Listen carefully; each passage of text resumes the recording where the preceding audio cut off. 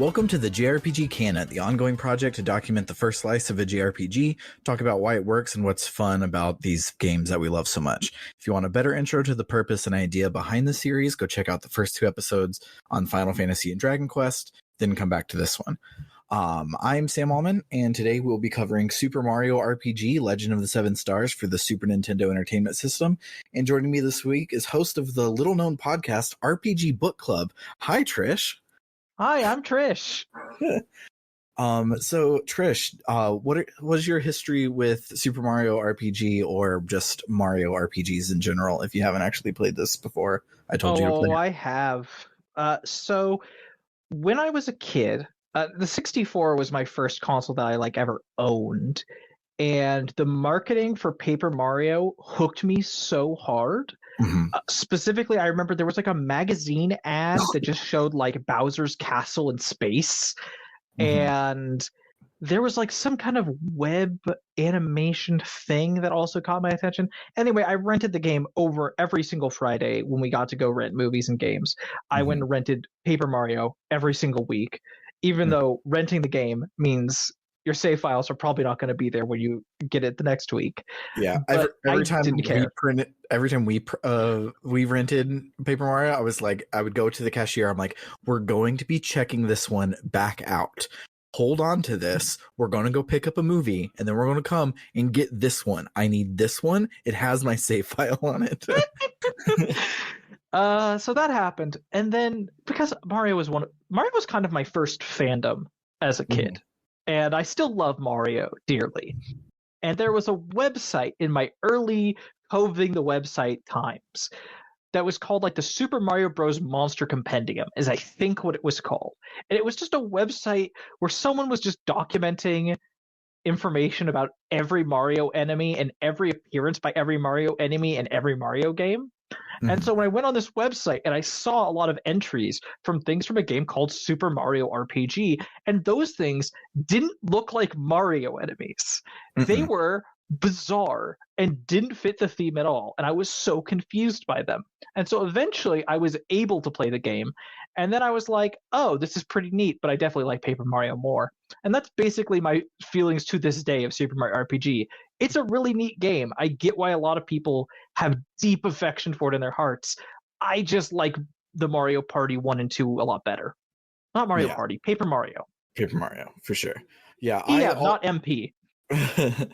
I also completely missed the boat on this game. I never even had really heard of it until shockingly late in life.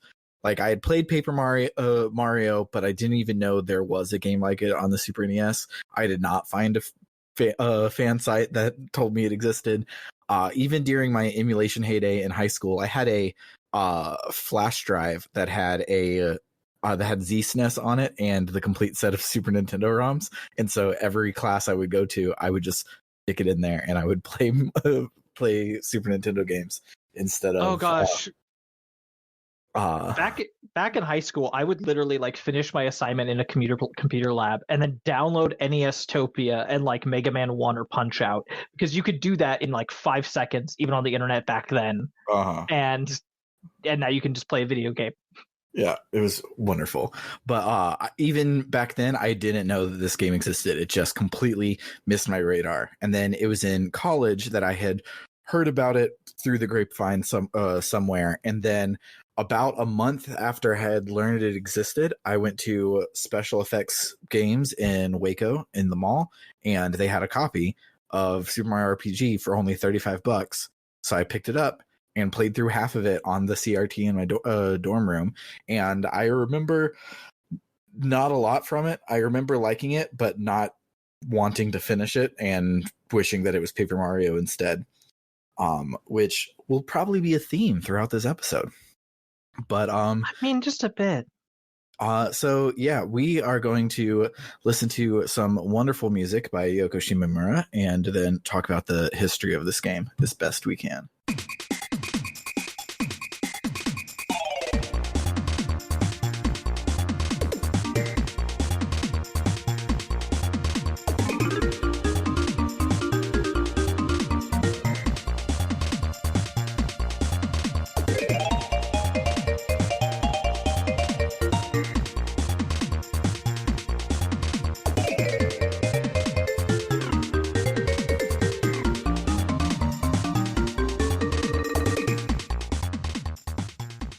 Okay, so full disclosure, when we as we go through this, take everything I say with a grain of salt. I found a couple really good sources on my own, but normally what I do is I go to Wikipedia, find their sources then from there find sources like based on that. Like I try to find something in the Japanese and then translate it myself or something like that. The Wikipedia page all cites this Nintendo Power issue 77. The article is called Epic News. Mario plays a new role in Super Mario RPG, and they all list page numbers, and they all everything.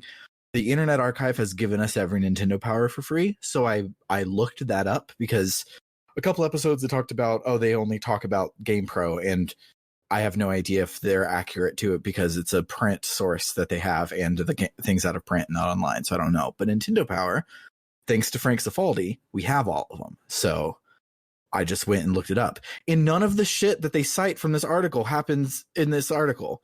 Some of it I did find in other things, and so maybe they just like wrote their wrong things, but there's a chance that most of this is made up. So if I say something and it's not real, it's because I couldn't find any good sources, but I tried my damnedest to be at least mostly accurate. But don't lie on Wikipedia. It's we all told our teachers it's a crime. We all told our teachers they were overreacting when they told us that people could lie on Wikipedia. So don't make me a liar by you lying on Wikipedia. It would be very sad if you did that, and I wouldn't care for it. Yes. So the year is 1993. Shigeru Miyamoto is a weirdo and he must be stopped. RPGs are king on the Super Nintendo. And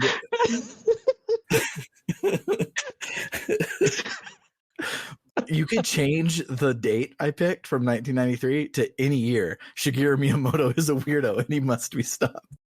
Considering what he's done in the Paper Mario franchise, you're correct.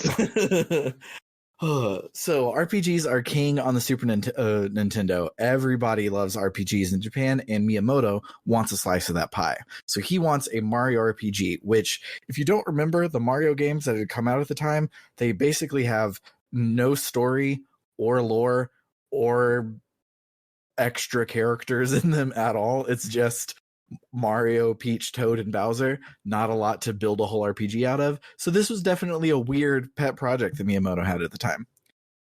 Meanwhile, Squaresoft in the late Super NES era were weirdos who must be stopped. They had basically made every kind of RPG that they could think of, and over in the West, only weebs cared. And even then, only half of the weebs, because I personally hadn't heard of Final Fantasy VI, despite owning a Super Nintendo at the time that Final Fantasy III came out over here. And I'm a huge weeb and a huge RPG nerd, and I didn't even know about Final Fantasy III. So Square really wanted to break into the Western market even further with RPGs. So they mixed their chocolate with some of Miyamoto's peanut butter, and development began in 1994. They spent about a year hammering out what the fuck is a Mario RPG.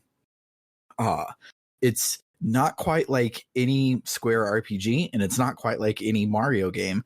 Both sides adapted their formula to fit the other, and once the basic system was decided on, development began in earnest in about 1995.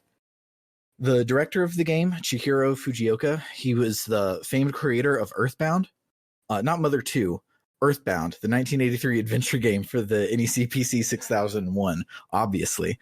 But more relevant to this discussion, he was the writer for Final Fantasy Mystic Quest and the producer of Final Fantasy Legend, aka Saga 3.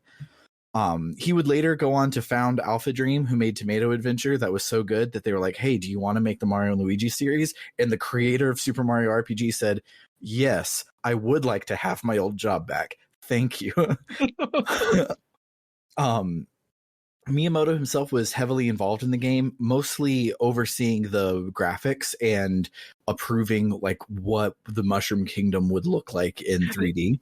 So it's Miyamoto's fault that nothing in this game looks like a Mario character.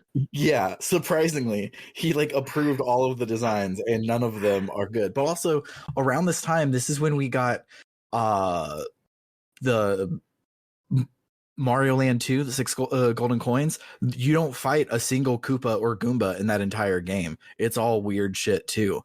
So I think he just wanted Mario to be weird for a little bit. The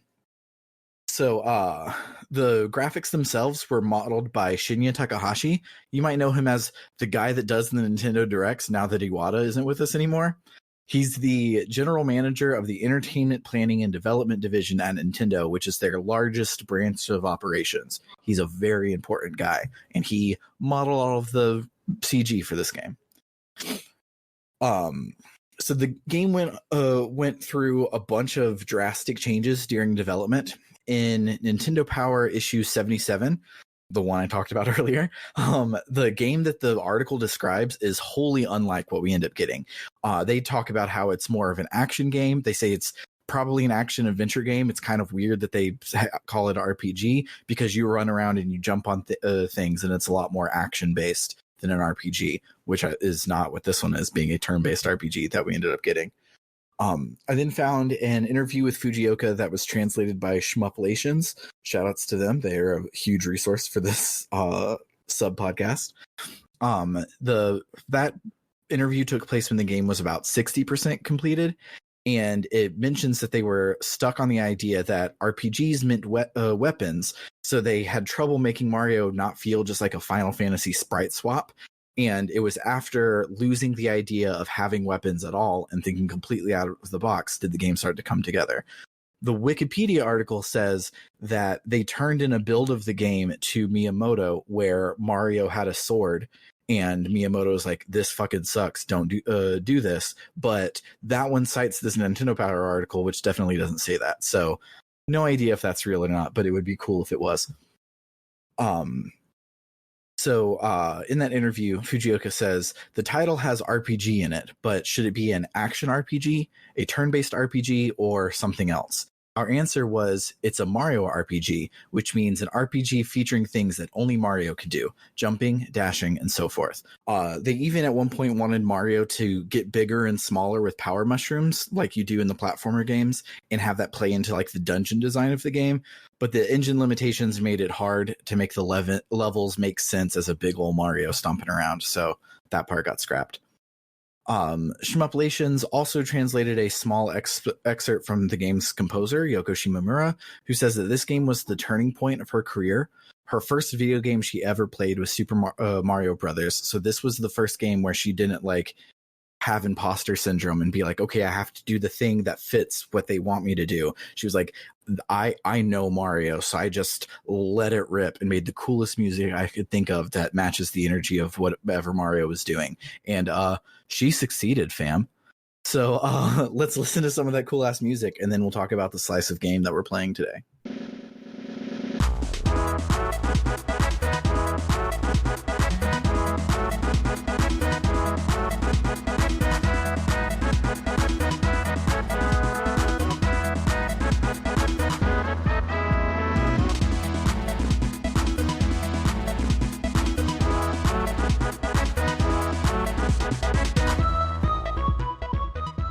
Okay, so you boot up the game and look at its dope-ass title screen, which has Bowser's Castle with a giant sword sticking out of it.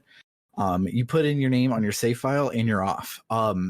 In the Japanese release, the game doesn't have the sword sticking into it until you get to that part because they wanted to trick everyone into thinking Bowser was the final boss. And I think that's cool. Didn't happen in the US release, but I think that's cute in the Japanese version that you don't get the giant sword in it.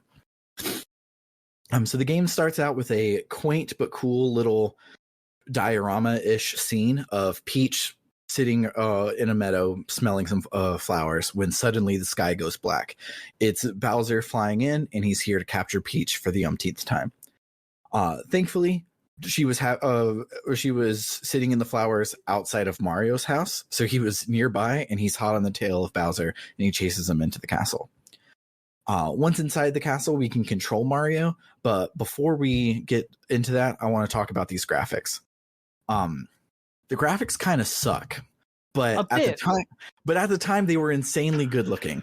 The game is isometric pre-rendered 3D perspective, and all of the characters have that same Silicon Graphics 3D modeling rasterized vibe that Donkey Kong Country has. But all of the sprites are way smaller, so the detail is completely crushed and hard to read. It's better on a CRT if you can play on one, but it's definitely one of the best examples of the cutting edge is the shit that doesn't hold up years down the line. And I can tell that I would have been blown away playing this in 1995, but I'm not playing it in 1995, and it is very hard to tell what anything is. Most of the bosses, couldn't even draw you what the bosses look like because it's just a vaguely sword-shaped jumble of pixels. If I knew how to draw, I could draw Croco, if only because he's just a purple alligator in a hat. Yeah, and that's about it. Every single review that I could find of this game lost their entire shit about how good the graphics were, which is valid for it being 1995. But I'm from the future. I'm from the future, so they don't hold up that much to me. We're for the future, which means we're correct. We're correct. So gaining control of Mario, we can run ahead and do a couple tutorial fights, except there isn't a tutorial on the actual tutorial fights of the game. This game tutorializes in the Mario way, where it's completely safe and risk-free to learn the ins and outs by trial and error. You kill the mobs in one hit and they deal 1 damage to you. There are less than 20 of them. So if you fail, and that's your starting HP, it's real hard to die here. So you can just kind of press buttons and figure out what they do. I've often heard that people talk about Super Mario RPG as baby's first RPG, and it really and truly is, but in the Nintendo way that simple doesn't mean bad for its game design. And agreed. It's pretty cool. The battle menu is one of these ways that it makes it easy to be your first RPG. Recently, like since Persona 5, a lot of RPGs do this, but Mario RPG was the trailblazer. Each of your menu commands are mapped to a face button, so you don't have to fumble around in a menu and be overwhelmed with options to do the thing you want. You just press the button on your screen and see what it does, which is really, really good. The only thing that sucks about it, and this is again just from a modern perspective, is that you also use that button to confirm in the menus afterwards, which takes some getting used to, because so many times I would press special attack to go and jump, and then I would select jump with the A button and I would go to attack because attack is on the A button, and it's a little weird to get used to. But as you continue along through this castle, the level design is a really tasty treat. They took the color palette and vibes of a Mario castle level and expanded it into 3 dimensions and treated it more as if it was a real place. So there's chains and statues and mesh windows and a drawbridge that collapses into lava. There's fireballs going everywhere. All of the things that we come to dread every 4 levels in a Mario game are here, and it's very cool. Even the final door of this place is the red boss door from Super Mario World. It's a really nice touch. When you pass through the store, Peach is nowhere to be seen, but then Mario looks up to the chandeliers, and there she is, tied up and hanging from the rafters. Bowser is up there with her, and he laughs at Mario, so Mario jumps up onto the chandeliers to do battle with his old nemesis. It's here that we see a cute sign of the times. Peach is called Princess Toadstool in this game, because before Super Mario 64, that was her official name. So when Ted Woolsey translated this game, he gave her the name Toadstool, and it sticks out every time they talk about it, because I'm like, who the hell is that? Because my first Mario game that I truly actually played was Mario 64. See, I played Mario Bros. 3 and original Mario Bros. Before this by a long shot. Super Mario Bros. Super Show, where they also call her Toadstool in that. Yeah, I never watched the show, and I had dabbled in Super Mario Bros. And Super Mario World, but I had not. I didn't like play them for real. Like I think my cousins had the Super Mario collection, all Super Mario All Stars for the Super NES. I think I had played that at like Christmas one time, and that was like the most classic Mario I got before we rented an N64, and my brain melted. Mm-hmm. Oh, I was gonna say I was just looking at this. Apparently, because there's that remastered version coming to Switch, or it's on Switch. I don't know which one. I can't remember. They have changed it back to Peach. Good. Not changed it back, but it's Peach again. Yeah, I am going to say Peach the whole rest of the time because that's who she is to me. This is the only game I know of where it like hammers home that her name is Toadstool that I've ever played. So she's Peach. Even when I go play the old ones, it's your princess parentheses Peach. In my brain. So Peach tells Mario to watch out, and after a few unfruitful rounds of battle, she tells Mario to target the chain holding up Bowser's chandelier.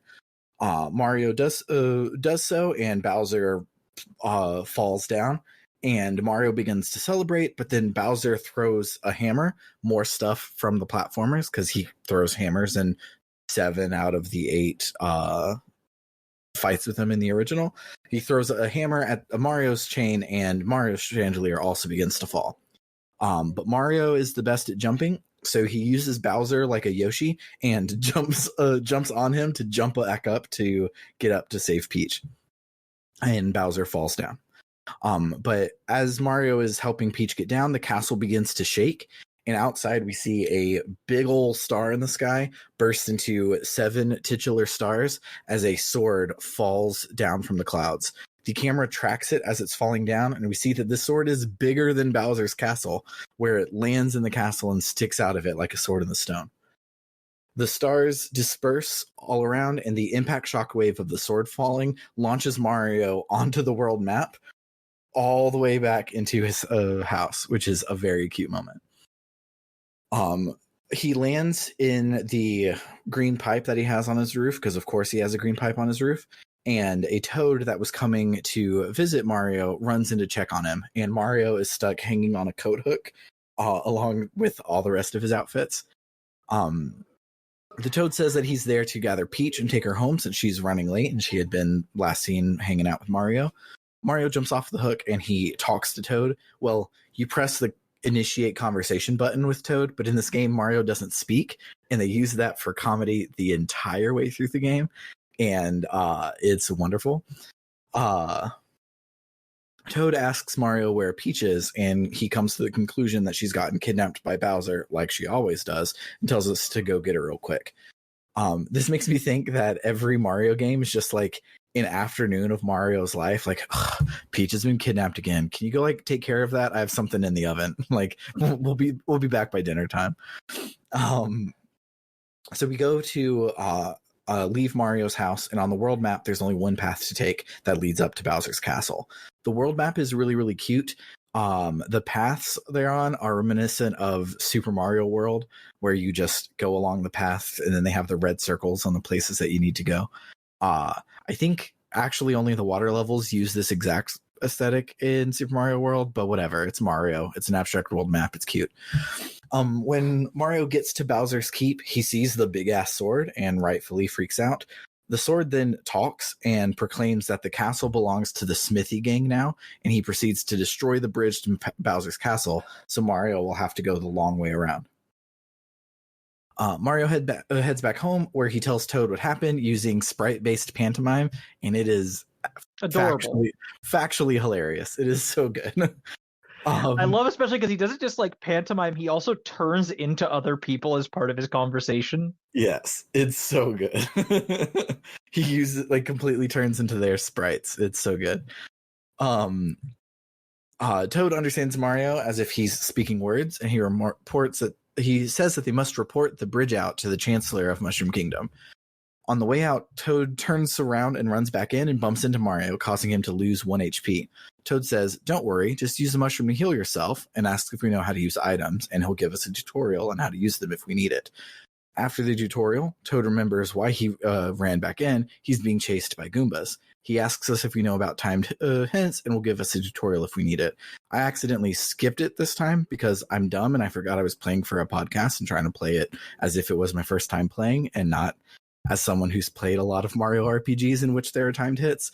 But so I don't know exactly how the tutorial works, but I know how timed hits work. If you press the A button at the right time in your attack, you'll deal 1.5 times the amount of damage, and if you're frame perfect, you'll deal double damage. If you skip the time hits tutorial, you don't actually fight the Goombas that were chasing Toad. They just hear that you know how to do timed hits, and they run away scared, which I think is cute. But now that we've had our menu and our battle tutorials, we can access the menu for this game, and there are quite a few things in here that I love. Since this game is baby's first RPG, in a whole bunch of places, the explanations of things are in full sentences and not in a sort of jargony shorthand. Like normally, you would have just like EXP 200 next 300 or whatever, but here it says your exp level 0, your next level at 16, and it just says it in a full sentence. And it also is like Mario learns a new technique at level 3 and stuff like that. It is very explanatory in a way that most RPGs would just throw a number at you, which is pretty cool. So with that, we head out into the proper first level of the game, Mushroom Way. In my ancient Paper Mario Sticker Star JRPG Canon entry that's on blog form, which has been archived at rpgbook.club, by the way, if you want to go and check that out, I talked about how an RPG with like video game levels, not RPG levels, was a super great idea. And I was surprised that it had taken that long to happen. But of course, it had already been done by the same developers a decade or more before in Super Mario RPG. Each of the areas has an entry with an exit that you're trying to reach, and it has various platforming and combat challenges in your way without a sense of needing to like treat the place as an actual place that actually exists. It's just a level, and you get through that level and then you're done with it. And on the world map, you don't have to travel back through places. You can, if you've already hit the entrance and the exit, you can just walk over it on the world map. So literally, once you beat level 1, you don't have to go back in unless you're searching for treasure chests or something. And there are a bunch of hidden things all over this game. Truly, some of the secrets here are so difficult to find, it makes you wonder how anyone ever found them. Yeah, I was going to get into this a little bit later, but we'll go ahead and do it now.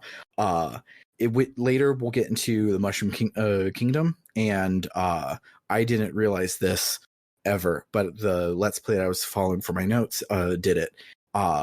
There's a Toad that's escorting you in. If you run faster than him and jump on his head right before you enter the throne room, you can jump up and hit a Kaizo block, because this is Mario, and of course there's Kaizo blocks, and so you hit the Kaizo block, and it has a special item. The item that one has is a frog coin, which I don't know what they do, but it's so cool that they're like secrets and stuff in this game, just like all the times on the playground where he learned about warp zones and hidden one-ups and the minus world and things like that. It's very Mario and very, very cool. So back to level 1. We'll get to the castle in a second. Back in level 1, you fight a few Goombas, you find some chests, they're question mark blocks, of course, and you eventually level up. When you level up, all of your stats increase at predetermined rates, but you also can choose where to place a boost in HP, your physical stats, or your magical stats, which is neat.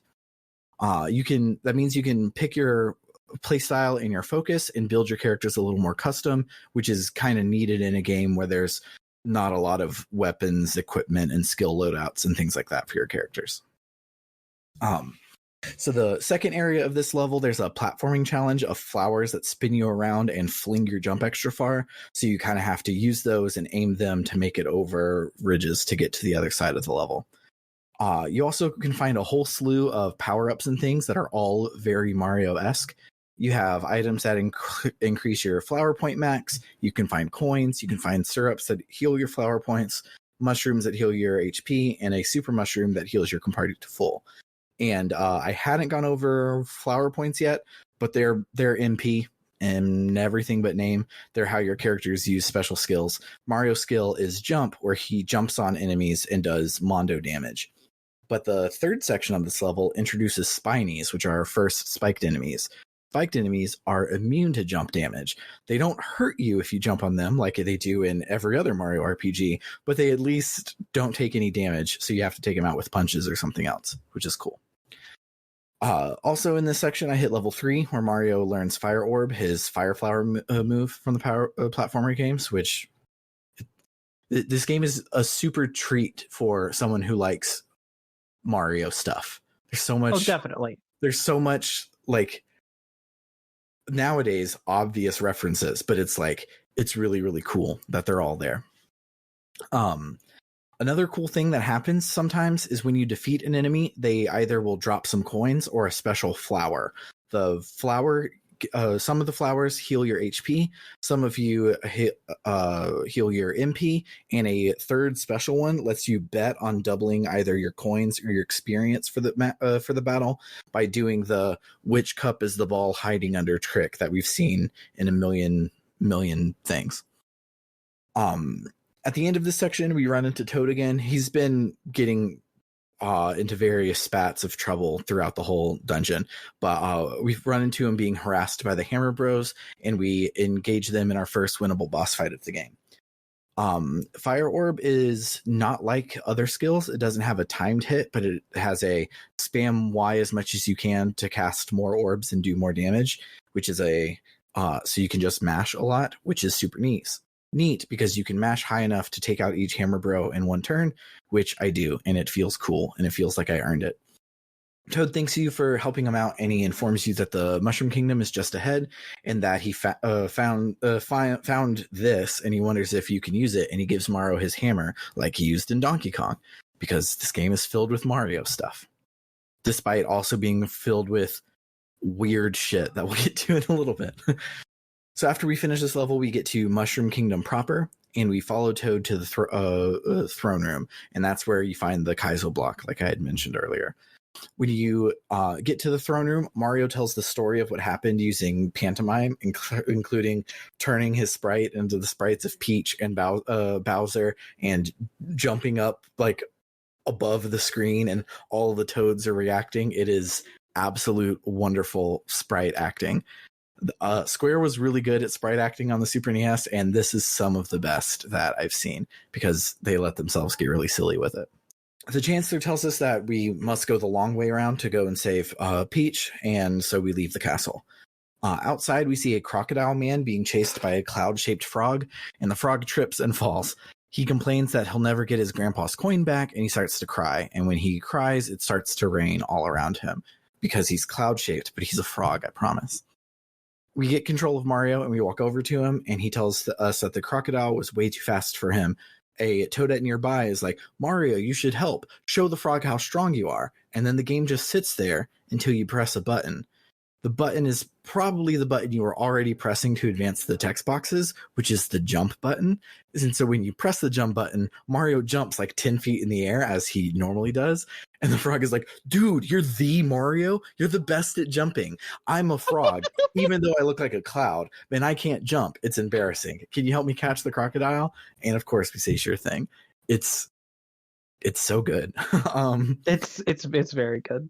The narrator then says, "The young frog, Malo, who doesn't look at all like a frog, joins Mario in his quest." We can then do some more of the RPG part of Super Mario RPG. We're in a town, after all, so we can talk to a bunch of NPCs. Most of them are hilarious. We can buy equipment from the shop, sleep at an inn, lots of good RPG stuff. Prior to this, it was big on the Super Mario. It was like, what if a Super Mario had RPG elements?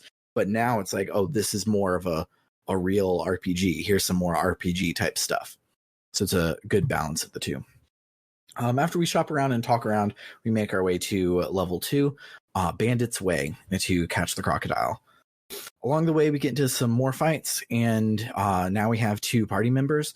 Mallow isn't as strong as Mario is, but his magic kicks ass, so he can clear a screen by himself in one round. It's pretty awesome. partway through, we have our second, much more difficult but still safe platforming challenge. There are pairs of blocks that when you stand on one, the other orbits around you. So you have to jump between them over and over to make it to the other side. It's fun and neat, and uses the pseudo 3 dimensions that you have in this game to good effect. You couldn't do this in a side-scrolling Mario game, but you can here. One of those platforming challenges grants you the most Mario item in this game so far, a Power Star. Using the Power Star not only increases your speed and gives you invulnerability like in every other Mario game, it also kills the enemy on screen without having to battle them at all. And you get all the XP you normally would. So you can easily pop the star, run around, clear the screen as much as you can, and probably get an entire level up. It's really cool. The final area of this level is a maze that requires you to sneak up on Krako without him seeing you, and if you catch him a few times, he gives up and has a boss fight with you. He's pretty difficult. He requires you to be on top of managing your flower points and your HP, because he can deal heavy damage to both Mario and Mallow, which could catch you unaware if you're unlucky. After we beat him, we get Mallow's coin back, and we head back to the Mushroom Kingdom, only to find that it's been overrun by Shy Guys. Like, it's dark and gloomy, too. Like, Shy Guys are attacking townspeople left and right, and we can go and save a bunch of townspeople, get into a bunch of optional fights, and get lots of cool rewards and a lot of cute dialogue and cute scenes before we eventually head to the castle. Inside the castle, there are even more Shy Guys, even more toads to save, and even more missable treasures to find, where eventually we make it into the throne room, where we see another big sword guy that is a markedly smaller big sword guy than the other big sword guy. He bounces in to tell us that we can't tell him not to bounce. We're not his real dad, and we get into a boss fight with him.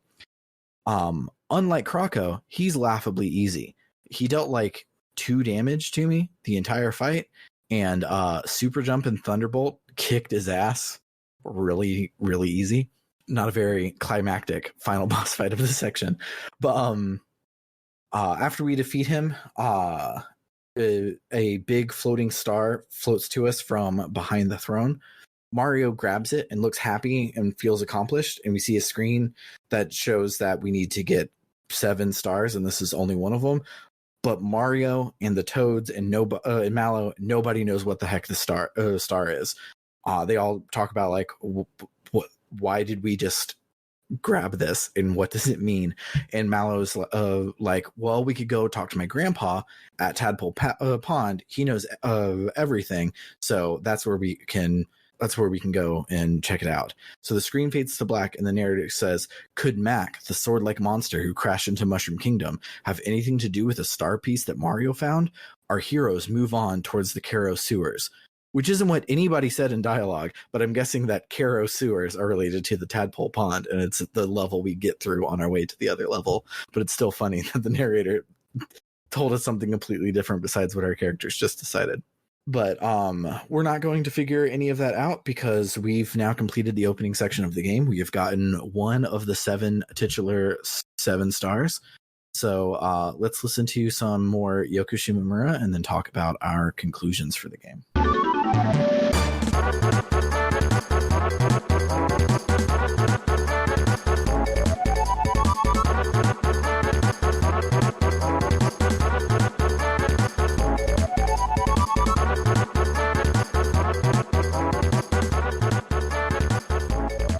All right, so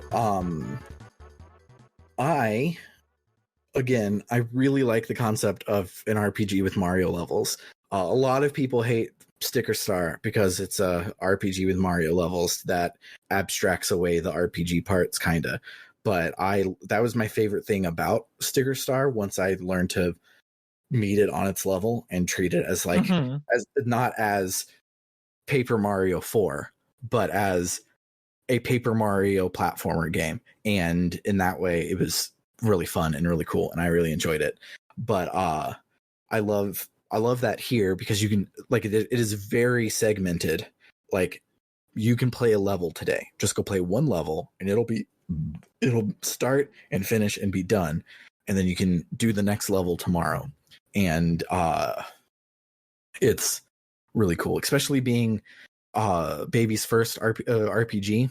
Fujioka said in one of the interviews that I read today that Mario games in general are really hard because if you fail, you have to start either the level or the entire world over again, or worse, you run out of lives and you have to start the whole game over again.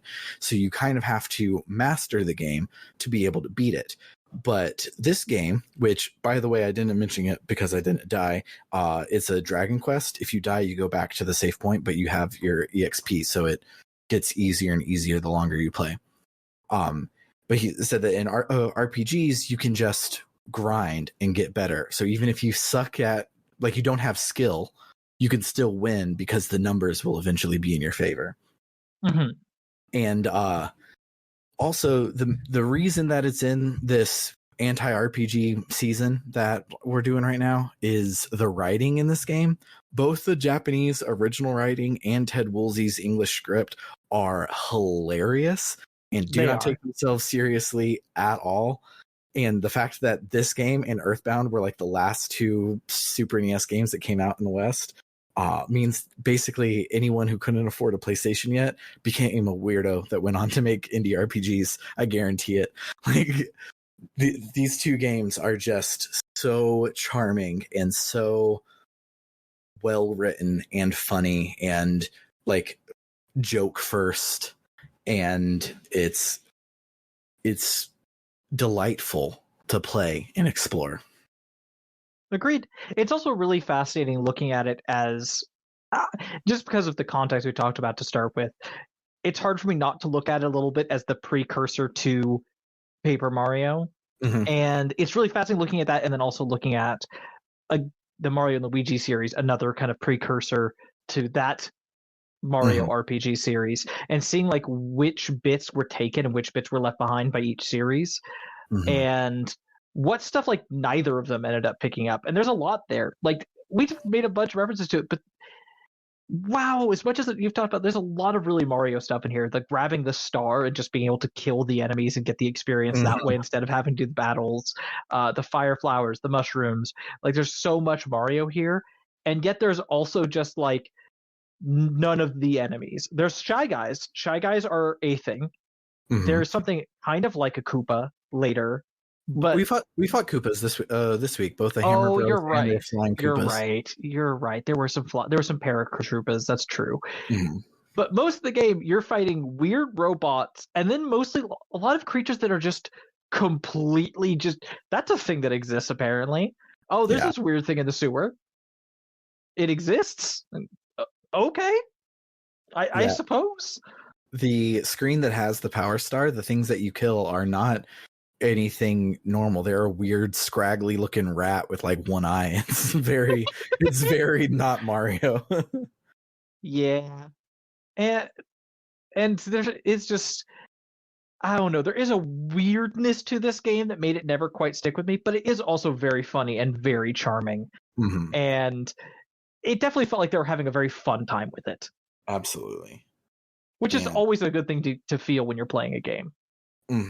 It's kind of like how we were talking on the main podcast about Wild Arms 5, and in all of the ways that it's weird and campy and doing things that are actually not good, they're doing it fun, and fun is better than good. And I really like that. I want to say that a lot. I really, really like that. Fun is better than good. And fun is better than good. Fun is better than good, and Mario RPG is fun, and so it is much better of an RPG than it actually is. As far as I played, which I got pretty far. I don't remember how far I got back in the day, but like you never have a single complex system or like interesting choice to make. You just kind of go to the shop, get the new thing, put on the good ones, and then keep going. But it's fun, and fun is better than good. Yeah, I think that should be the conclusion. It's just fun is better than good. I think that's the conclusion of the game. Yeah, fun is better than good. So that'll do it for this episode. If you would like to sponsor a JRPG Canon episode, you can do so on the web at www.rpgbook.club. It should be an RPG, but the definition of RPG and how canon they should be is up to you. But I should at least be able to spin it as an entry in the JRPG canon. Our old commissioned episodes we used to do before this, someone commissioned us to play SpongeBob Battle for Bikini Bottom. That's not a part of the JRPG canon. No way could I spin it to be so. So nothing that outlandish, but if it's RPG adjacent, go right ahead. Besides commissioning an episode, you can also just make a donation, and any and all donations will help us cover the cost of running the show. If you don't already have a monthly donation and you want to get one, you'll get some extra benefits. You can get access to our bonus feed where this episode was posted. So I guess you're kind of already here, unless in the future this makes it the way to the main feed, in which case there's a lot of stuff on the bonus feed you can go and check out. As well as access polls to decide on what we play next on the main feed. If you donate $5 or more a month, we'll also shout out your name on every episode, just like this. Shoutouts to Cerebral Wind, It's Clear Time, Frost Terror, Dragon Slayer 19, Florist, Kaeldron, Freddie Rodriguez, AA Ron 524, and JFro Prime. And finally, if you love us so much that you want to donate $20 or more a month, you can also get me to say a sentence of your choosing, to either plug something or just to make me say certain words in a certain order. Shoutouts to El Tantavi, who wants you to check out critical-distance.com, an aggregator for games criticism and journalism. Shoutouts to William Taylor, who wants you to check out rpgamer.com, reviews for people like us by people like us. And shoutouts to Vimk, who wants you to play Legend of Legaia. It's an RPG, and this was an RPG, so you'll probably like it if you're here. And then shoutouts to Carr, who is a dentist. So he isn't plugging a website, but rather your own mouth. And he says to brush your teeth twice a day. Most importantly, the time before you go to bed. For the JRPG canon, I have been Sam Allman. And I'm Trish. Go play some games. Do it.